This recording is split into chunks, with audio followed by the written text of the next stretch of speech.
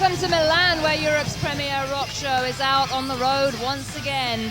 Now tonight we are bringing you exclusive coverage of Skid Row and their much anticipated new album, Subhuman Race, which hits the shops tomorrow. And that means you can be first to hear new material from the album. We've got exclusive live performances, in-depth interviews with all band members, and we're also going to be premiering Skid Row's brand new video for My Enemy. So be one of the first to join Skid Row's Subhuman Race. It's all coming at you from Milan in Italy with the Youth Gone Wild. It's another edition of Headbangers Ball. Crank it up.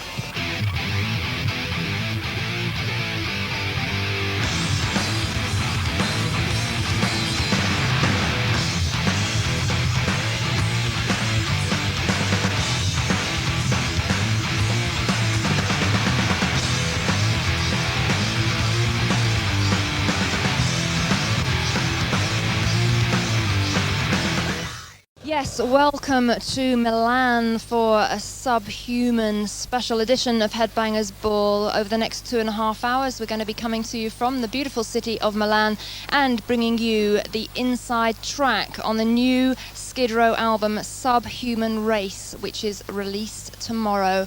And joining me first up in the sunshine here, I've got Rachel and Rob. So welcome back to Headbangers Ball, and also back to Europe, you guys, because you've been away for a little while now. So how does it feel to actually be back on the road, having been away for something like 2.5 years, I think? Yeah, Donington was the last show we played, August 22nd. I feel like I've said all this before at one time. Yeah, and yeah, 92, right? 92. And, you know, we're coming back, playing the clubs, doing the listening parties. It feels really good. You know? How have the shows been going? Really well. We did 10 of them in the States, and they went really cool. And now this is our third one in Europe, and I think we have like 4 more after this. But it's going really well, really well. Now, lots of viewers have been writing in and asking, you know, hey, why does Skid Row come over for the first time in a long while and play just little clubs when you obviously could play much, much bigger arenas? Now, what's the philosophy behind this current European tour? What we wanted to do was to do a promotional tour, basically, and it's what we do. We're doing a lot of interviews and press, and we figured while we'd be out on the road, we might as well go ahead and play. I mean, since that's what we love to do anyway. And we figured, you know, we're still fans of other bands as well, so we figured that if we had the chance to go to a club and see one of our favorite bands, you know, how cool would that be? So it's kind of like almost a warm-up period for us too, and a chance for people to see the band in a real intimate setting. And we play the album, you know, over and over and over and over and over again. And we play for about 2 hours. We play about half the new songs off the album, and we do all of our old stuff off the first album, Slave, and B-sides. Yeah, that must be quite a challenge to play the new material when nobody's heard it yet. Yeah, we've done it. It seems every time we do a record, we always end up doing it that way for some reason. The first album, it came out the day we were playing. Where was that? Dallas, at Reunion Arena, when we were on tour with Bon Jovi. It was the same day. Yeah, it came out the same day, and then with Slave to the Grind, we were out with Guns for almost 3 weeks before the record actually came out. It was weird because both bands didn't have their record out at the time. So, I mean, there was a lot of thinking and deciding going on as far as the crowd goes. But this thing, it's cool. In the States, well, we're flying everywhere here, but in the States, we just had one bus, and usually we have 4 buses, 2 band and 2 crew. So now we have like 15 people jammed onto one bus. It was pretty chaotic most of the time. It smells good too. Yeah, it smells really good too. And if you're a non-smoker, it's really healthy for you. Well, it's a good way to get back into the touring vibe, I'm sure. Now, just sort of going to the starting point for Subhuman Race, there was this much publicised rift between Sebastian and Snake. What exactly went on there, and how was it finally resolved? It's kind of silly, really. It's a shame that the whole thing really got out in the press. I mean, it was just like any relationship, you know. You're bound to have problems, and you know, if you're not going to go through your whole life without having problems within, interrelationships. So it was just something that went down, and we had been out of the public eye for a while. So all of a sudden, it got into the press. There was this big problem. Skid Row was going to break up, and it's really a bunch of crap. It was just, it was a problem between them, and they worked it out, aired their differences, and here we are again. And like Rachel said, he said, in a couple of weeks we're going to have a whole set of different problems. So Yeah. so the press can have a whole other field day with writing stories. And everyone knows the only bad press is an obituary. So I mean, everyone still was talking about Skid Row because they thought we were breaking up. So we didn't. We're still here. Everything's cool. Well, thank you for setting the record straight. That's really, really good to know. Well, we have got the first video from Subhuman Race debuting on Headbangers Ball tonight, and I'll let Rachel set this video up for us. It's a video for the first single, My Enemy, which is also the first song off the record. We shot it with Matt Mahern in New York City, who's known for Metallica and Motley Crue, Suicidal. Who else? He's done just about everyone. New Bush video. He's really good, very talented guy. So this is My Enemy. It's probably actually the only video we actually had fun making. Yeah, definitely that. Psychotherapy. Psychotherapy, right? But we had he made doing the video fairly painless. Yeah. Okay, well, let's see it now. This is Skid Row from the album Subhuman Race, which hits the shops tomorrow. First video, My Enemy. Enjoy. Well, I hope you enjoyed that. We just got back from the new Van Halen video, the second single from Balance. That was Can't Stop Lovin' You. And it's a special edition of Headbangers Ball dedicated to Skid Row. We're going subhuman here in Milan. And as you can see, Rachel and Rob are still with me, and we're talking about the new album. And to my mind, not that I'm in a band or anything, but when you come to record a new album, I'm sure there are various different pressures, expectations of fans, your own expectations of yourselves, and also, I think for rock and metal in the 90s, also this kind of worry that the old guard of metal has kind of all but died. I mean, we've seen what happened to Motley Crue, for example. What were the pressures, or if any, I mean, I might be completely wrong here, but what were the pressures that came to bear when you went in to record this album? I think the main pressure was the fact that we hadn't had an album out in so long, and we were writing and trying not to write a record that we already did. I mean, that was a slight pressure, but not as much as the fact it's like, okay, do people even still remember who the hell we are? Do people even care? With the musical environment, it changed at least twice since Slave to the Grind came out.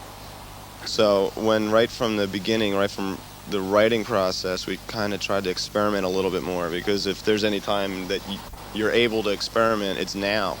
Probably more so now than it has been since like the late 60s or whatever. So the main concern was the fact that do people even remember who the hell we are, and then just by doing this listening party thing, and the fact that My Enemy was released in New York to a New York radio station, we were really worried about it because it was a big station. It ended up being the most requested in the history of the station. Congratulations. Thanks. So we're like, there's no problem here. Yeah. I mean, what kind of challenges did this new album throw up? Because you'd kind of been, like you said, you'd been away for a couple of years, and there had been a little rift and so on. I mean, what was the most difficult thing about getting back on with course with this album? I guess kind of deciding on what we wanted to do with the songs, because we didn't want to overthink things, because we still want everything to come as natural as it possibly can. I thought the hardest thing was getting together in the studio to practice. that was we love to practice. What was the catalyst that brought you all back together? Basically, was that Tampa show in Florida. We had been off for just about 2 years, and I met this promoter in a New York club, and he said, "Man, wouldn't it be great if you guys could headline the show in Tampa?" And it was like 3 weeks. In 3 weeks, and I said, dude, I'd love to, but we haven't played in 2 years, and I doubt you're gonna talk the other guys into doing a show in 3 weeks, and never mind headlining. And so I went back and mentioned it to the guys. The management mentioned it to the guys, and they said, yeah, let's do this. So we got in right away. We practiced for a week straight, and that was really when we saw the the people, it was just, they were starving to have a good time again, at a rock show, and we had a great time, and we're like, God, this is fun, man. Let's hurry up and write another album, and that really was the catalyst. Like the chemistry started to flow again. Yeah, and of course it was an outdoor gig, so it rained. Just as bad as Donington, I'd imagine. Yeah, It seems every time we do an outdoor gig, it rains or there's like a sandstorm or, well, I don't know. Well, I hope it doesn't rain here in sunny Milan for the Headbangers Ball Skid Row special. But anyway, we have to go to commercials right now, and we will talk to the guys some more after that, talk more in depth about the new record. But taking us into that first short break, we've got Skid Row live at the Factory in Milan. You can enjoy a little bit of this live performance excerpt, and we'll see you after the break for more Subhuman festivities. Jesus! He knows the story! He knows the position of it! But I forgot the feeling! To get fucked we have been! Tonight, need a dancer! Come and take my water! You look at me like I'm turbulent! You talk to me like I'm turbulent!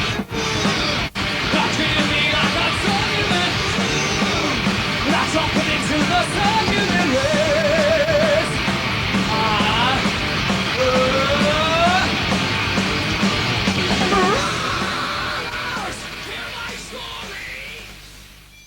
Yo, you're back with the Headbangers Ball. It's the Skid Row special coming to you from Milan, and we just enjoyed Machine Head Old, and that is exclusive to Headbangers Ball, so you won't see it anywhere else apart from right here. Hope you enjoyed it.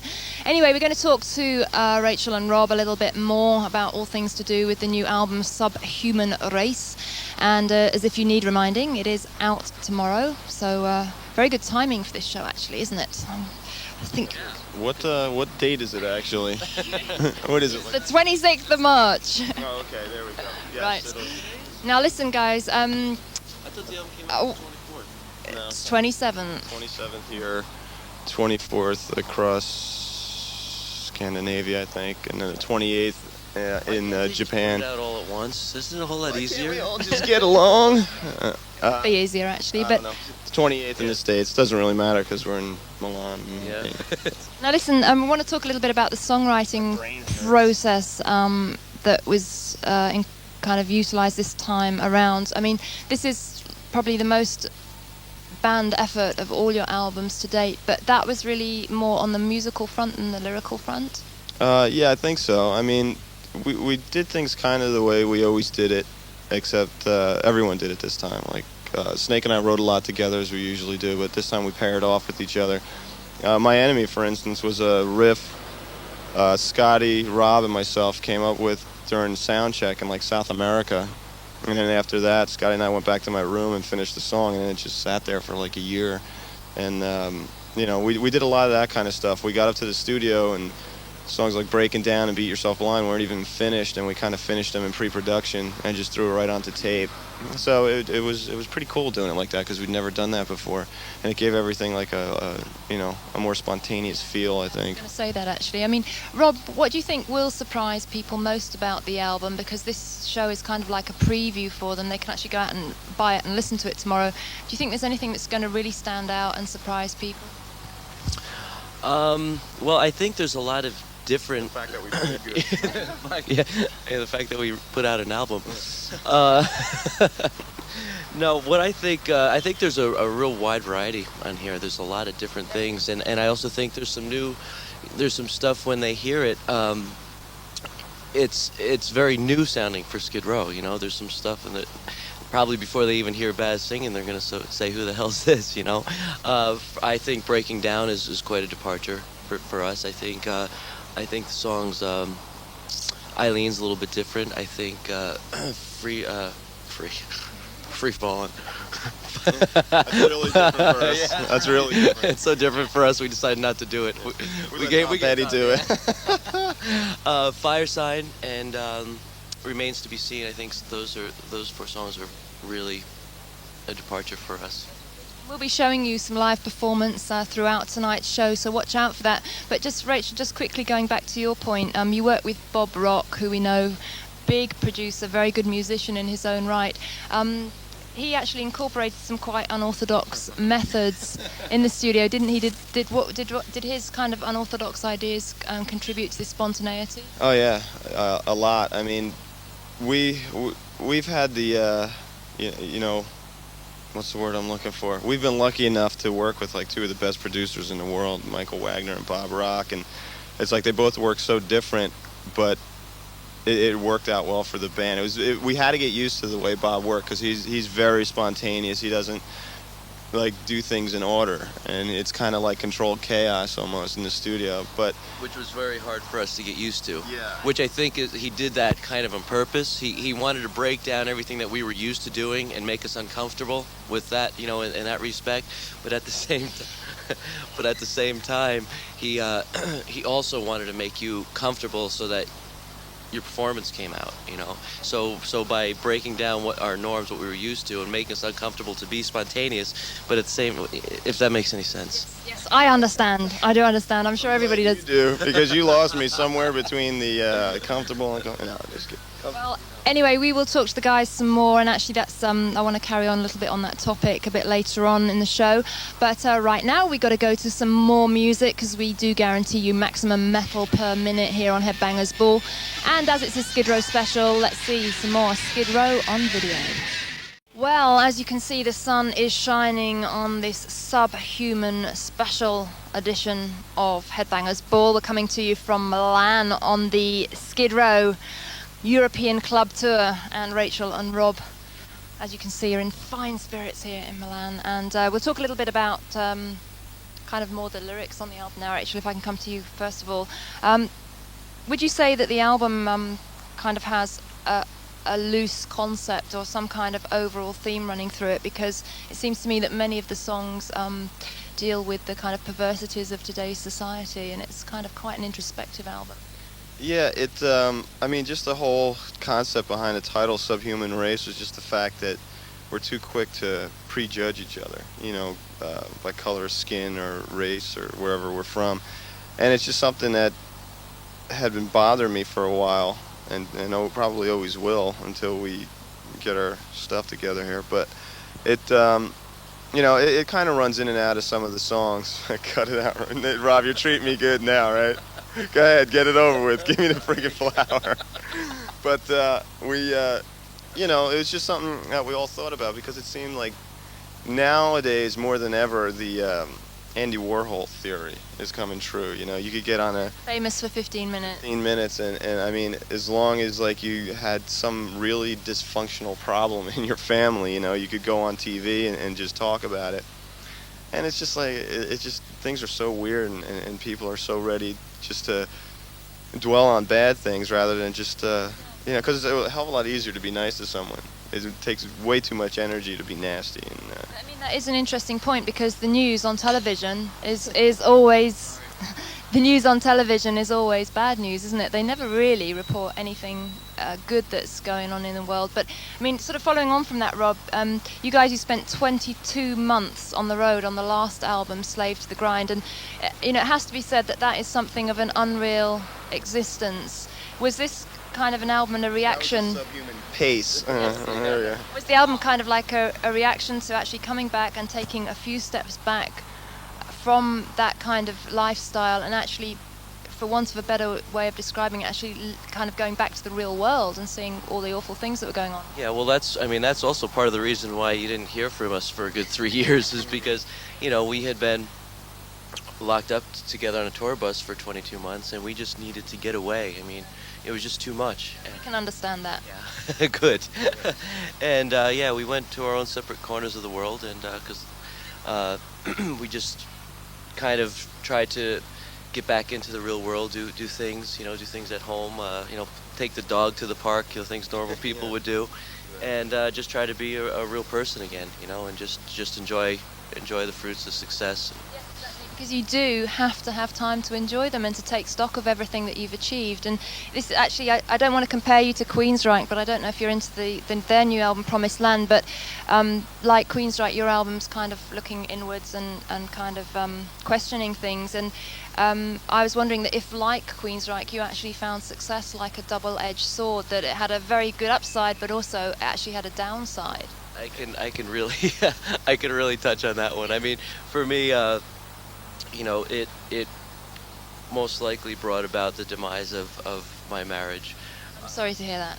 Oh, don't be. I mean, it's, you know, it's like, you know, it's a relationship, like I said, and you know, there was just. You're right. This flower make you feel better. You missed the chance. Yeah, I did. I was reaching for it, but the mic was in. But yeah, with, you know, with anything good, eventually comes something bad, and you know, you make your choices and let things fall where they may. And you know, I decided that this band is the most important thing in my life, and this is what I needed to do. And if you know, I had to make certain sacrifices for it, and so be it. There is a double-edged sword there. Yeah, I mean, being successful is definitely fun. You know, got to buy really fast jet skis. But just, I mean, none of us live real extravagant lifestyles, you know what I mean? We still live in New Jersey. I'm an hour away from all my family and friends, and I know there's no reason like to move to LA or anything. But, you know, it's good that we could still get another chance at going out, and that, you know, the fans stuck around as long as we were gone, because that the loyalty amazes me, you know, and it's something that we could always be really proud of, because our fans, you know, stuck it out the whole time we were gone. It's very cool. It's a great feeling to get back up on stage and just have the whole room. I mean, you can feel the energy in these clubs that we've been doing, and it's something that I've missed. You know, being away for 3 years. You know, it's like I can't wait to get off the road after 22 months, and then after 3 years, you're like, God, I can't wait to get back on the road again, and here we are. Well, may I say on behalf of all Skid Row fans out there in Europe that it's great to have you guys back, and we're pleased that you're pleased to be back. So we have to go to our next short break right now, but after that, our Skid Row Subhuman Race special will continue. We got more action from Milan, change of location coming up after the break, and we'll be talking to some of the other guys in the band, so watch out for that. But taking us into the break right now, once again, a live performance extract from Skid Row. Here they are on stage at the factory in Milan, and we'll see you after the break for more Skid Row.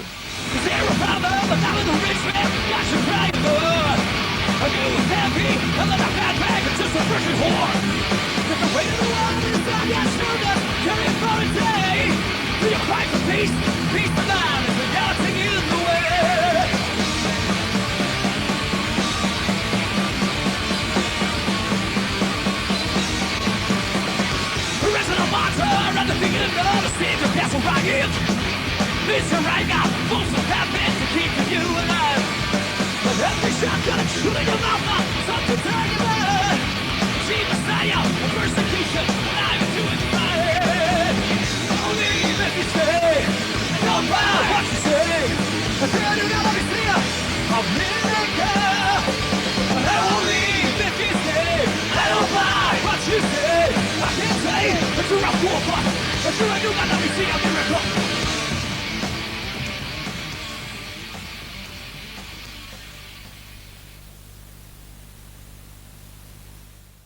Hi there, welcome back to the Headbangers Ball. It's our Skid Row Subhuman Race special coming to you from Milan, and right now we are at the cathedral, which you can see there in the background, and joining me here in the main square I've got Sebastian. So thanks for joining me, Seb. Welcome back to Europe, and how are you feeling today? Feeling great. It feels really good to be back. Yeah. So let's get straight to the nitty-gritty about the album. And you actually had like 2.5 years away from making music. How did it feel when you actually got back and got into like songwriting and recording mode? It felt great. I mean, get a shot of this here for a second. I mean, this is like, you know, a day in the life here for Skid Row, and to say the least, it's just a little bit different sitting at home, you know, with the remote control in your hand, watching TV. You know, I mean, when you get to do this every single day, it's it's really a magic existence. It's a lot of fun. So It's great to come to some of these really beautiful places I and know. meet new people. yeah, it's unbelievable. Yeah.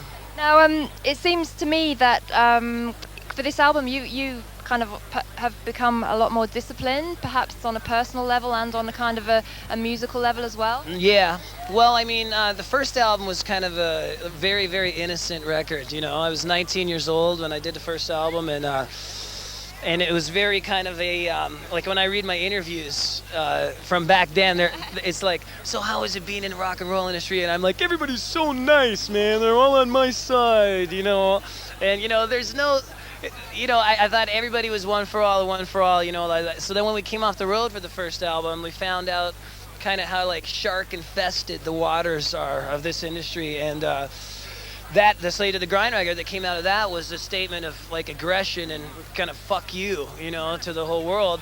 This album, and Beside Ourselves, was just a fun cover album, but this album we really wanted to make like each song have its own colors, you know, and feelings and emotions, instead of just like one album with one kind of sound. We wanted each song to have different kinds of dynamics. Ew! Well, you certainly achieved that. I mean, what aspects of the writing and recording of the new album did you personally find the most challenging? Just basically working with Bob Rock is so much different than working with Michael Wagner. The way that he does things is a different style. So Quite unorthodox in cases, from what I've read. yeah, he's got like the tapes, the 48 tracks going like at all times, you know. So even if you say, hey, I want to try something that might not sound good, so don't tape it, he'll go, okay, whatever.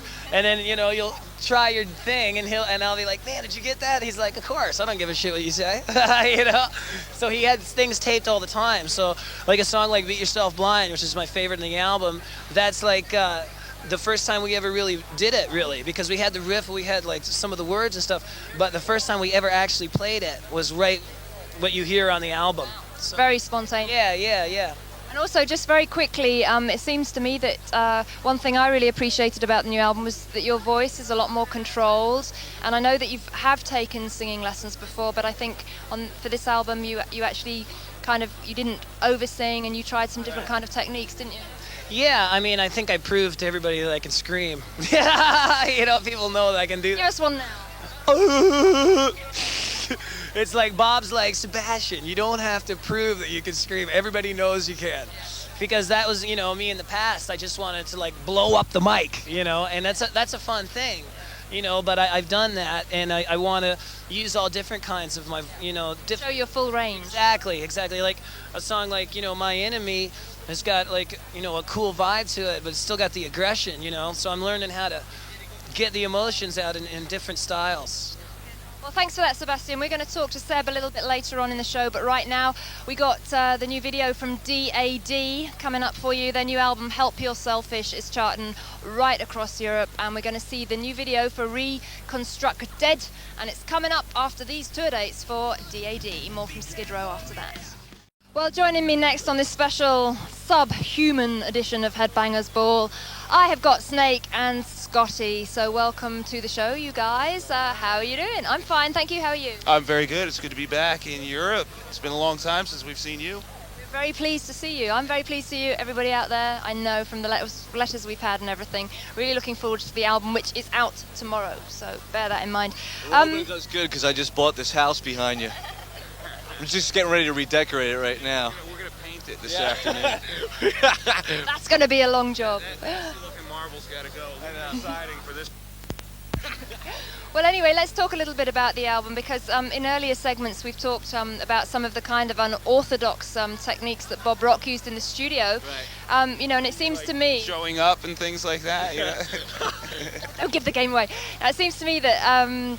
you know, that you actually, a lot of things came together very quickly and very spontaneously. Did that really help to keep the kind of energy levels up when you finished one song and you were really, really pleased with it and you were like fired up for the next song? Definitely. I mean, you know, spontaneity is what it's all about, you know. I mean, just getting in there and getting creative and the whole thing like that. I mean, it sounds cliche, but that's definitely what it's about. This guy's great. You never knew from day to day like where the song was going to go.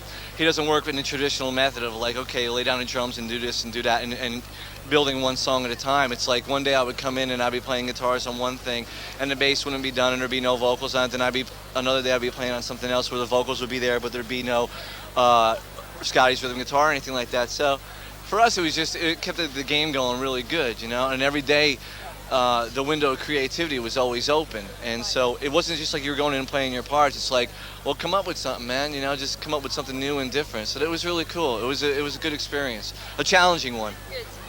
That's so important, isn't it? Especially when you're like on your third full-length album. So keep that up. There is a lot of diversity on the new album, and when people can go out and listen to it tomorrow, do you think that came about because it was so much of a kind of group effort and people brought different influences? Yeah, definitely. I think everyone was so involved in the writing from the ground up. You know, when we got in a rehearsal studio and we started jamming, everybody was throwing all these different ideas around, and there was just so much passion in that room, you know, and it's just so much electricity. I think one of the things that really hit this whole thing home was the fact that after all this time we realized that you only got the other 4 guys around you to rely on, and it's not about managers, it's not about anything else other than the 5 guys in that room. So we came to a really good, strong realization in lieu to that. You know, it was awesome. I would imagine that kind of gave you back the feeling that you had when you recorded the first album. I was just going to say that. It was like we went to a rehearsal studio near our homes where all the local bands rehearse, you know, so we'd go in, another band would be coming out, you know, and they'd be going to like a local gig and stuff like that. And you know, once we get in there, we shut the door would be shut, and there'd be no business people, no managers, no record companies, just the bands fighting it out. And the chemistry and the metal flowed, by all accounts. Bella. Hello. You got your fans young, don't you? Yes, definitely. This is what I've been doing in my time off. All right, well, we've got to go to some commercials right now on this special edition of Headbangers Ball. And we got more Skid Row interviews coming up for you after that. Taking us into the break, some more Skid Row Live. Check the guys out in action at the factory in Milan.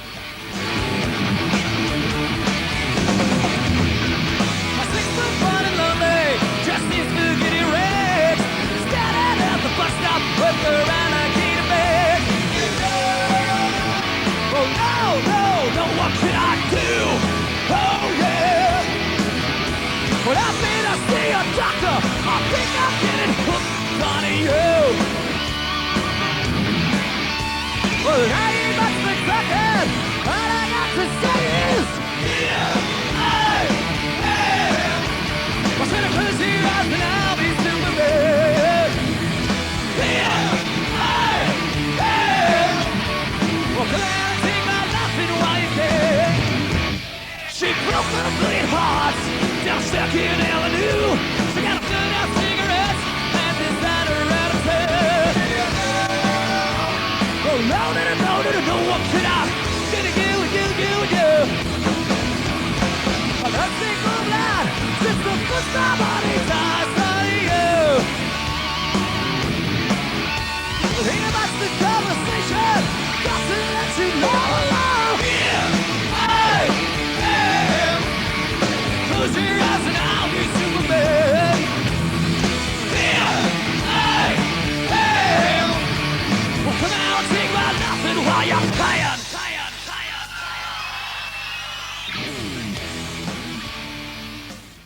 Skid Row and friends joining us here at the Headbangers Ball in Milan. Scotty and Snakey.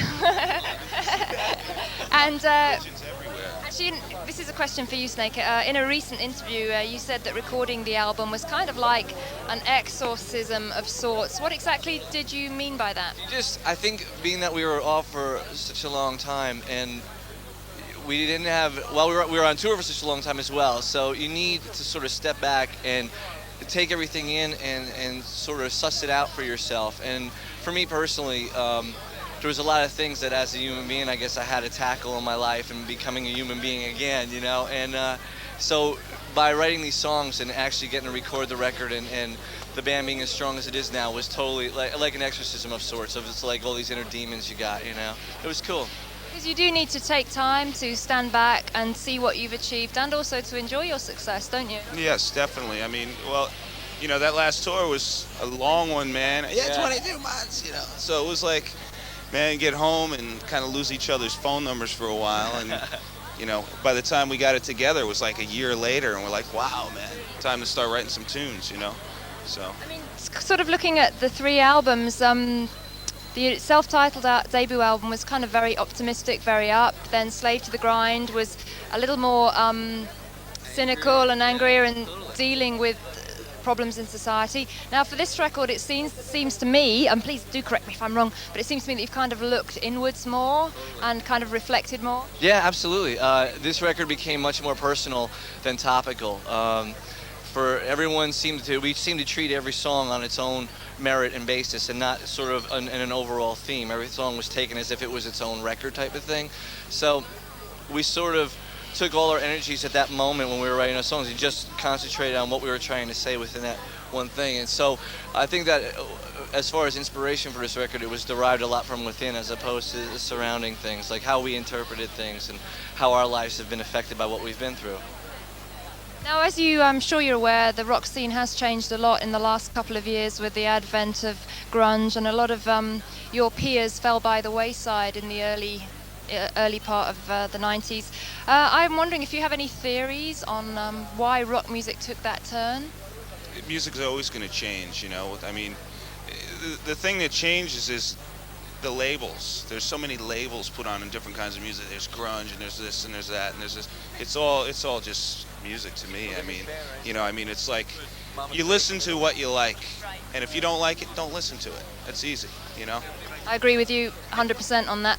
Thank you. So actually that leads us on nicely, because right now we're going to take a little step back from the Skid Row festivities, and we're going to show you a little report on Warrant and their new album, Ultraphobic. And of course Warrant actually nearly proved to be a casualty of the change in rock music in the early 90s, but now they're back. They claim to be stronger than ever, and they've got 2 new members, Rick Steyer and James Kotak, ex of Kingdom Come. So let's have a look at Warrant, Ultraphobic. Here's the lowdown on the record, and as you'll see, Janie Lane just wants you to be open-minded. Just listen with an open mind. So Rob and Rachel are back with me here in Milan, and we'll talk a little bit more about the new record. That's what we're here for. And I was kind of wondering, do you feel that, we talked a little bit about how the album had an overall theme, but do you feel that one song in particular sums up, or you can pinpoint one song that sums up the record really, really well? I mean, obviously the title track, but... The title track, Remains to be Seen, is another one. It's just about, seeing different people and accepting them for what they are. And also Face Against My Soul. It's just about looking a little bit deeper into people, and seeing what they have on the inside, disregarding anything on the outside, Those 3 songs are kind of almost like a continuation of each of them. But that'll probably be the overall theme of it. You seem a lot more cynical on this album, I would say. Cynical? Nah. Well, well, it's not really cynical. It's cynical, but I mean, there's always a theory where there's a light at the end of the tunnel and doesn't necessarily mean it's a train, you know what I mean? So while it might seem a little pessimistic at times, you feel that there's optimistic things going on as well? Yeah, sure, like Into Another or Breaking Down. Iron Will is just about, those are all positive things. It's about making decisions and just the strength of the spirit inside a person, and Fire Sign, same thing. Bonehead. We've already seen the video for My Enemy by Matt Mahurin that was on earlier in the show. Now, I know when you're writing songs, you probably think more about actually playing them live and than worrying about things like videos and stuff. But also, I think actually videos can be very creative outlet for a band. How do you have a particular approach for videos on this album? Are you going to be very heavily involved? Well, no, actually we're not. We're not going to be. Well, we had been in the past, and we kind of wanted to take a step back and just let the directors and producers do their thing, and we just figured, let's see what happens. We'll just do the music. We'll give them the ball and see what happens. I'm sorry. Working with Matt Mahurin was very different from working with other guys. he communicated with us over the phone, asked us ideas. One morning I called him at like 7 a.m. and I'm like reading a list of ideas for the video for Into Another that'll be coming out. And he just like accepted so much of it and was like, oh, these are cool ideas. You're doing my job for me. Thanks, And So you just made a total liar out of me. no, because My Enemy was completely different. That was all Matt. But I mean, he listens to ideas where a lot of directors won't even consider listening to an idea. I think it's interesting also that there are some kind of semi-acoustic numbers on the album which could prove to be more kind of mainstream, but you did come out with a very strong statement with My Enemy, didn't you? Because that's pretty hard to track. Yeah, it's just we write and whatever comes out. We don't we don't sit down and go, let's write a ballad today or let's write a heavy tune. We just write and stockpile the songs, and whatever all five of us get off on at once, that's the ones we use. Yeah. Well, thanks for that. And right now we have to go to our final short break. After that, we're going to be down at the gig with the guys, and I'm going to be finding out when Skid Row are going to return to Europe, because of course they've only been doing a little club tour just to introduce everybody to the new record, but they are hopefully going to come back, Yes. with a proper headlining tour of Europe. So we'll get all the details on that for you right after this next short break and this live performance excerpt from Skid Row. This is coming to you from the factory in Milan. See you after the break.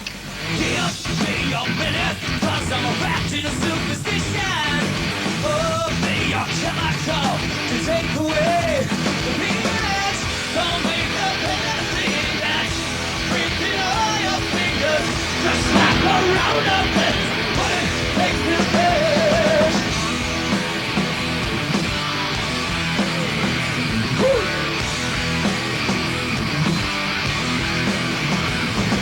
Carry out another slow air slip. Ask General lower down, John Levine.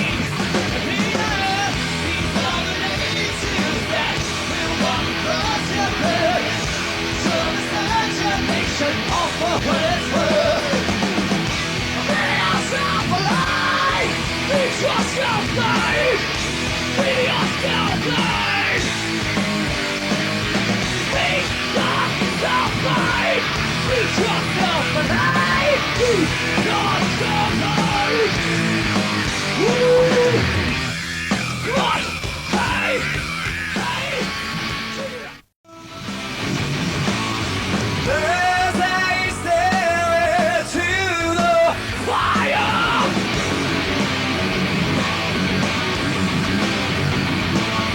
Now my thoughts go up the flames. Here I stare into the fire.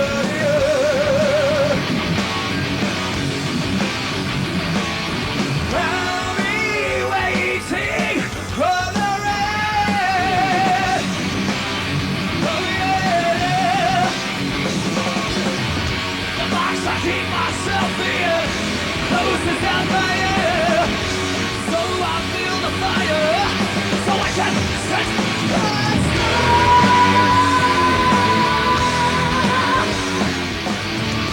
Can it be a frozen?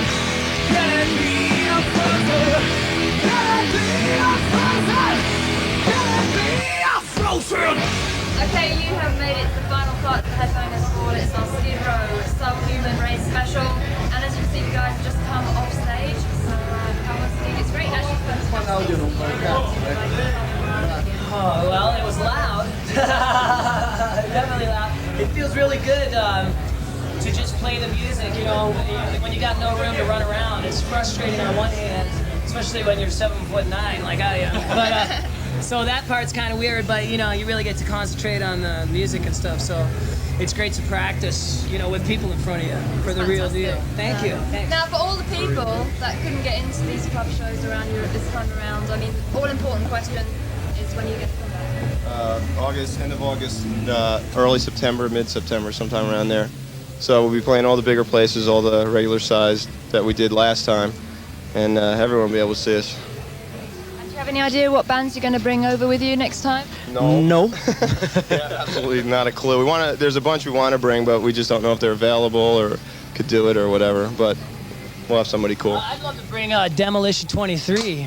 Like Monroe's new band. That would be great. They're doing good in Europe, right? They are actually, yeah. I'd love to do that. Help somebody out that helped us out.